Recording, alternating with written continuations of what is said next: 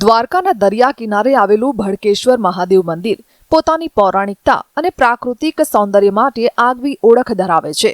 અરબ સાગરના મોજા વચ્ચે બિરાજમાન ભડકેશ્વર મહાદેવના દર્શન માટે વર્ષ દરમિયાન દેશભરમાંથી મોટી સંખ્યામાં શ્રદ્ધાળુઓ અહીં પહોંચે છે. ખાસ કરીને પવિત્ર શ્રાવણ માસ દરમિયાન અહીં શિવ ભક્તોની ભારે ભીડ જોવા મળી રહી છે. વહેલી સવારથી જ ભક્તો મંદિર પહોંચીને ભગવાન ભોળાનાથની પૂજા અર્ચના કરી ધન્યતા અનુભવી રહ્યા છે. भटकेश्वर महादेव के मंदिर आई हूँ, मुझे बहुत अच्छे से दर्शन हुए. इधर का मौसम माहौल बहुत अच्छा लगा मुझे, और बारिश हो रही है तो और भी अच्छा लगा है.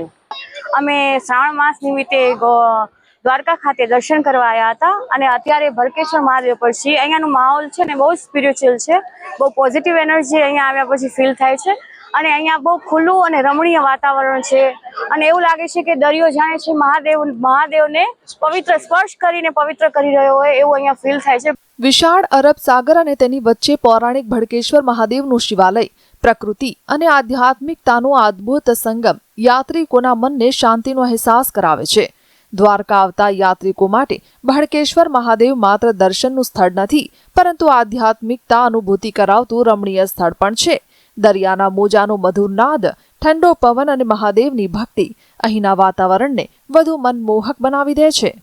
અમે શ્રાવણ મહિનો હતો એટલે અમે ભડકેશ્વર મહાદેવના દર્શન કરવા આવ્યા હતા અને વરસાદી માહોલ છે એટલે બહુ રમણીય સ્થળ છે અને પરિવાર સાથે આવ્યા હતા. બહુ સરસ મજા આવી છે બધાને.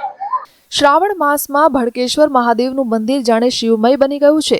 વહેલી સવારથી મોટી સંખ્યામાં શિવ ભક્તો અહીં ઉમટી રહ્યા છે અને ભગવાન ભોળાનાથના દર્શન કરી પોતાની શ્રદ્ધાને અર્પણ કરી રહ્યા છે. દરિયાના મોજા વચ્ચે મહાદેવના દર્શનનો આ અનોખો અનુભવ ભક્તોની આસ્થાને વધુ ગાઢ બનાવે છે.